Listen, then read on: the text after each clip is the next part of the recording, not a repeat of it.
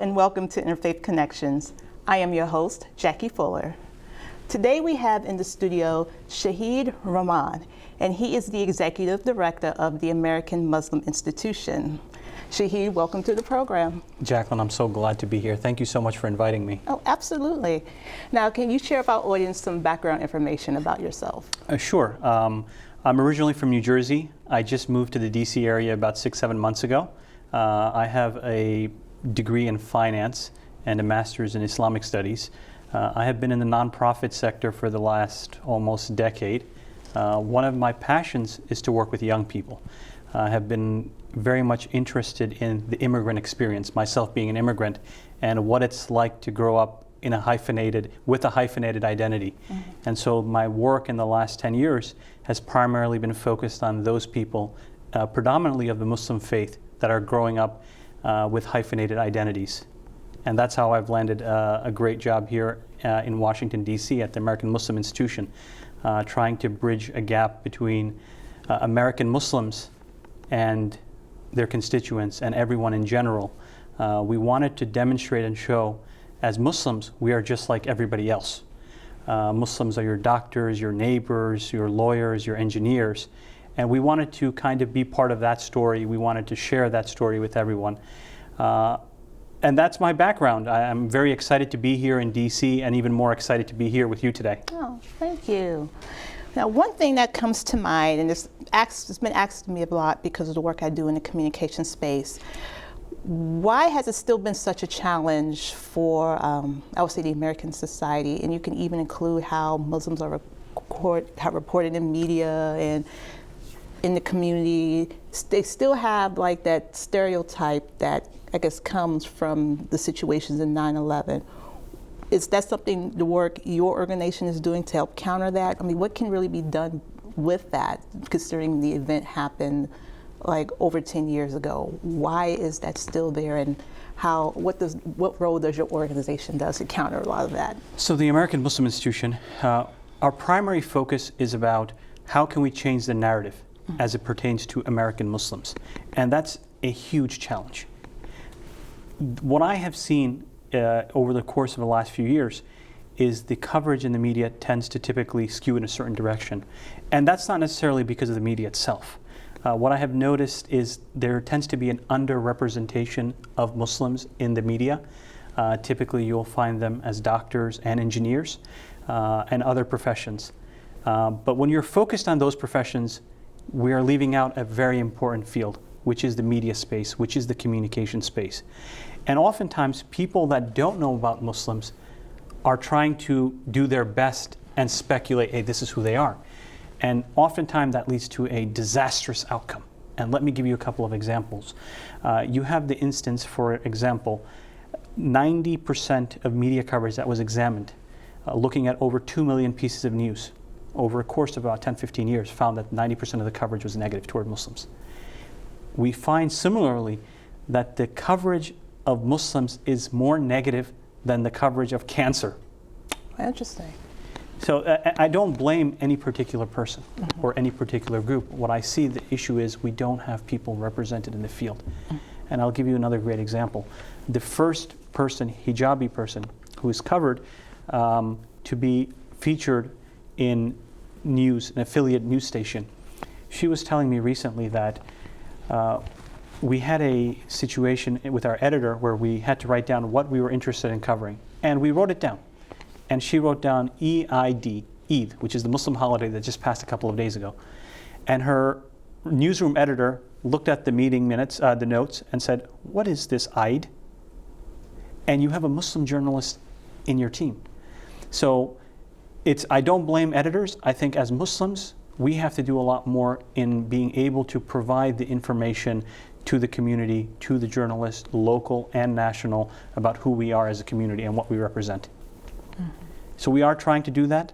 I think we were part of a meeting together where representatives from the National Broadcasters Association were discussing their proposal on how to cover religious minorities in news. I hope that you're also going to join that group, that working group. I think these are the small steps. We're not going to have a silver bullet, but definitely in the long term, we're going to see the benefits. We're going to see better representation. We will see more younger people. We'll see enter the field of media, enter the field of communication, enter the field of journalism.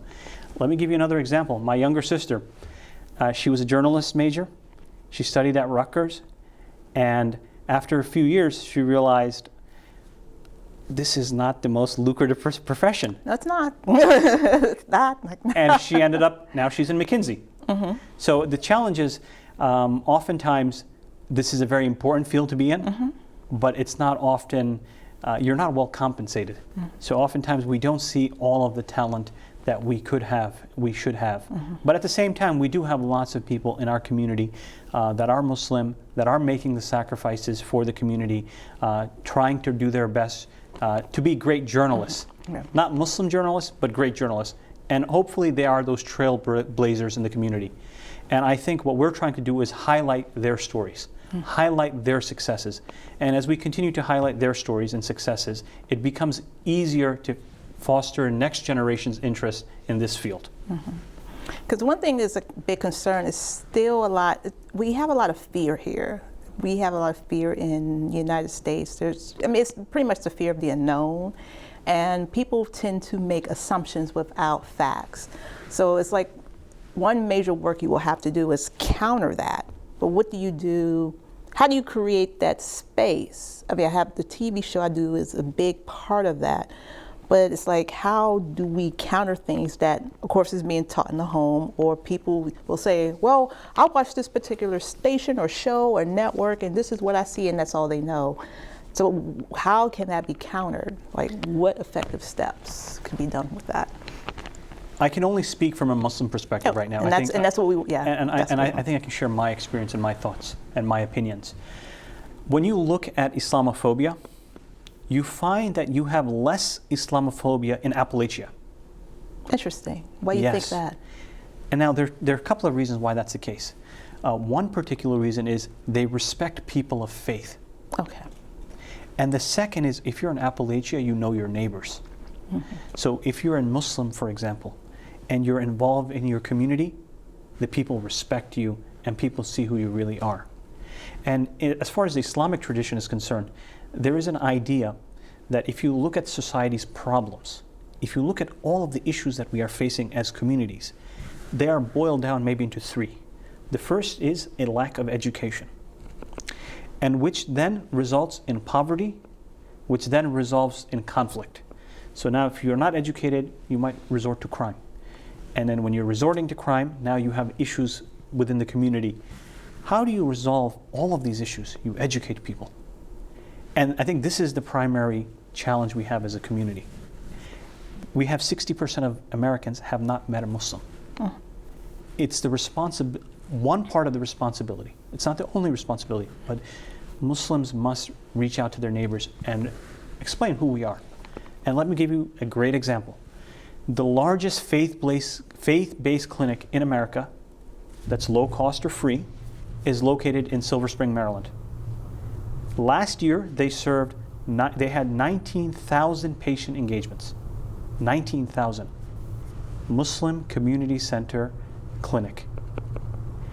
So this is not the only one that's really gigantic. There's another one out in California, but I'm just giving you an example of the one in our backyard.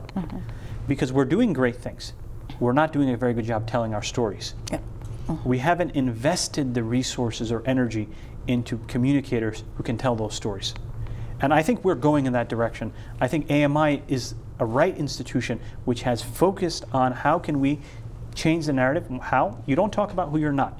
You talk about all of these great positive stories, how we're contributing to society, what is our, and I would recommend that whenever someone checks out our website, AmericanMuslimInstitution.org, they will see all of the great contributions in our community, Muslim American community. Can you give some examples of what you're doing locally, or what you have done? Sure, definitely. So one great program that we did in a couple of different places, including here in Fairfax at Burke Presbyterian Church, we showed a film screening of UPF, Unity Production Foundation's film, The Sultan and the Saint. And it was a interfaith event where we watched a film about the Crusades. It's about the 5th Crusades, and the story was basically a story about the Sultan and St. Francis of Assisi. And these guys, in the middle of a crusade, in the middle of a war, they have become friends. And because of their friendship, during the drought, during the Fifth Crusades, the Sultan provided 50,000 loaves of bread to the crusading army. On one side, he is fighting with them. At the other side, because of his friendship with St. Francis, he is able to make sure that these people don't starve. So I think these stories need to be told. It's not just the stories of MCC's clinic today, it's the story and traditions that is found in our faith over the course of 1,400 years. So that was a program we did. We did a similar program, a same screening at a museum in Maryland. And one person walked up to me afterward and said, I cannot believe what you just showed me. How come we don't know this? I was told before, does the Quran allow you to kill people? Christians. This is an older person. And this is completely shocking to her. So I think as we continue to tell our stories, discuss our history, discuss that we believe in plurality and coexistence, we're friends with everybody, we care about the same issues that everyday Virginians care about, Marylanders care about, Americans care about, I think the normalization of American Muslims, it becomes much, much easier. We're not alien, we're not foreign. I mean, I played basketball growing up for the school team. I grew up in a 99% Italian town in New Jersey. I played hockey. My sister played field hockey. So we do everything that everybody else does. It's just about letting people know, hey, there are no secrets. Yeah, get to know us. So what is your vision as the executive director? How would you like to see what's going to happen in the next 5 years? Ideally, one of the things that I'm most passionate about is how can we engage more young people. That was the next question, but go ahead. Okay, the hearts are connecting. And the reason I'm really focused on young people is because it's something like 52% of Muslims are under the age of 30. So we have a huge demographic bulge of young people. And we want to be able to demonstrate to them what our tradition is, who we are, what we represent. It's not just about demonstrating to non-Muslims. Oftentimes, we are immigrants. For example, myself, I was born in another country. I came here when I was 1, and there is a lot I have in terms of my identity and being hyphenated, but my sister was born here. Her child that was born on Friday is born here. And the way I understand faith, completely different than the generation growing up here. What I would like to see in the institution is a focus on young people, explaining to young people, this is who you are. This is what your faith represents. And now you go out and be the ambassadors. That's number one. Number two is I would like to see us open up more pathways for young people to get involved in the fields of media and journalism. I think whatever we can do to support that, if that means scholarship, if that means bringing in speakers like Mehdi Hassan, like Hassan Minhaj, like Wajahat Ali, who are all prominent American Muslims, we're going to do it. And I think these are the things that will encourage the next generation to move forward. In the long term, in terms of the mission statement of how can we change the narrative, I'm convinced that the long-term play is the younger people. They are the population. They represent the majority of Muslims. They are the ones who are friends with everybody. They don't live in silos. They are average Americans. For example, I always hearken back to my sisters. I have 2 of them. The younger one and older one, when the Backstreet Boys were a thing in the 90s, both of them missed school one day to go to a Backstreet Boy program in Times Square and where all the other kids are screaming and shouting. I believe that these people, these young generation of Muslims, I think they are going to be the ones to really propel our community forward. So what can, like, as people our age, because I'm phasing out of that young adult. I am. I've been doing the show now 6 years, so I'm definitely phasing out. What can we do, people, the Gen Xers and prior, what can we do to help them? I think, first of all, it's important for us to continue to work together with these types of programs, these types of shows, interfaith gatherings. I think as we continue to build on more and more of these functions and programs, it's great. I would recommend that we include more young people. So we give them opportunities. So for example, you've invited me, thank you. Let's bring a group of younger folk. Let's get, it looks like we have 3 spots here. Yeah. Let's get 2 other people who are young in their 20s. Let's ask them their thoughts. I think one part that we're always missing as people who are getting older or wiser, definitely wiser, is we're not taking the opinions of next generation. Yeah, I do agree on that. And if you don't take their opinion, you don't get their buy-in. So I think that's one part of the story. I think we should continue to do these programs. I think whatever we're doing, it's great. But what I'm seeing is the passion with which our generation and the older generation has engaged in interfaith and engaged in these types of activities. That passion is not there. And that's not because of the next generation. It's because we did not open up the path for them. Right. I was going to say they need like guidance, mentors, things like that. And that's it. The best way to convince someone to change their mind or to go in a certain direction is someone who's just a little bit older. Because if you have the right role model, and it works both ways, right? If you have the right person, they're going to follow the right person. And young people, at every stage in their life, they're looking for role models, whether they be professional, social, in every capacity. Sports figures are role models. Why is it not more people? More people should definitely look to you as a role model. You're doing this great work. It's on people like us, all of us, to try to show the younger generation what we're doing is cool. Which means we have to actually bring them to the table and tell them, how do we make this cool? Yeah. So how can we find them? That'll be the next question. We go to universities. The first thing is always to knock on their door, right? You have to knock on the door of the students. And that's one of the things we've been doing with AMI. Almost every program that I did in the first 5 months was at different universities. Howard University, Georgetown. I did a couple of programs at Georgetown, George Mason, George Washington. Why? If you're expecting a young person to come to you, don't hold your breath. And for that reason, we try to look for programming that would be engaging for a young generation. And I think in this respect, AMI's vision is very much forward thinking. Let's go focus on young generation. Let's not wait for them to come to us. Let's go to their campuses. Let's knock on their doors. Let's see what they're interested in doing. For example, one of the things we're doing this summer is we've designed a fellowship program. So we want them to sit with us and work on some of the projects that we're working on, that they gain this valuable experience. How we frame it is just as important as what they take from it. Yeah, exactly. I think that's the thing too, because I think sometimes faith communities get so hung up on, no one's going to church, or they're not attending services, or whatever your faith community is like they used to 20, 30 years ago. But it's like they have to take some approach to step out of what they are familiar with. You have to really try new things or try what's available that caters to that demographic to get them involved in where these things can take place. I think I can only, again, speak toward the Muslim tradition. When the discussion becomes of the history of Islam and the Prophet Muhammad, who is the Prophet of Islam, the people always say he never invited people to the mosque. He always went to where they were. He invited them to eat. He went to fairs. He went to different places, the markets, to find people. And that's that common theme of outreach, because it's like, how do you get your faith community to do the outreach, to bring the people there when your community is insular? How do you do that?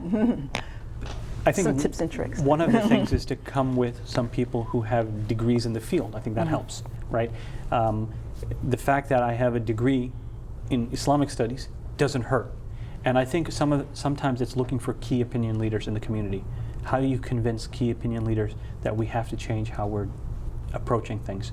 And I think that's a really individualized approach, because sometimes people are really afraid of change. And we have to, and I think most people can be convinced, at least from the Muslim community, if you show them religious-based argument, if you show them text, I think they will be convinced. It's just a matter of spending the time to convince them. And maybe they're not going to agree with you the first time, the second time, the third time, but they will agree with you. And I'll give you a great example. Today I had a meeting with the Jewish group, and their sole focus is on Jewish millennials. And in the beginning, they have the same challenges. How do we engage young people? How do we engage young people? Congregation numbers are down. Finally, one group said, okay, we're just going to start bringing Jews together just to hang out, spend time together. And they saw over time the numbers slowly beginning to increase. Those that identified as Jews, at least becoming more socially Jew. However, the synagogue numbers continue to decline, but those that maintain Jewishness as an identity has increased in the DC area. So I think we have to change the mechanism. And that organization, I will mention further, that all of the large synagogues in the area, they have taken notice, and they are now partners with them. In the beginning, I was speaking to the executive director, and she was saying it was really tough. They didn't like what we were doing. But it's a long-term play. Now into year 5, everybody wants to, we all have the same goal, right? We all want our community to be together. We have the same identity. We have similar upbringings. We have similar cultures. We don't want to lose that. And that's been the challenge. But it requires us to be open-minded. And I think this is what AMI, again, I think the fact that they brought on someone so young, I'm in my early 30s, to try to propel the organization forward, to give it a younger approach. I think as more institutions take on this model, you're going to see a better job at reaching out to millennials. Well, it helps when you have someone who's in that same demographic. So that's a key thing. And maybe some people say, oh, well, you need at least 10, 15 years experience. But I said sometimes you have to really find that person who could be a good fit. And even they may have the years of experience that they may not be able to do the necessary connections and messaging and things to get out to their target market. I think more than experience is passion. Oh, passion is, I think, is number one. I think, I concur. Experience is great, but if you're passionate, you're going to make mistakes and you're not going to give up. You will keep going, and you'll find new ways and you'll find new strategies. I mean, I'll give you a little bit about myself, a little bit more about myself. In 2010, I started a SAT class with my friends out of a tire shop in Paterson, New Jersey. It's an urban area. And we were teaching students out of a tire shop. On the weekends, we would come bring the desks in to teach. Neither of us knew what we were really doing. We would learn the night before. We were professionals, we had jobs. Fast forward 6-7 years later, we're involved in establishing schools. So if you have that passion, I think you can be very successful. You just can't give up. Yeah, totally agree. So what else would you like our audience to know about AMI? Anything coming up or just any other Sure.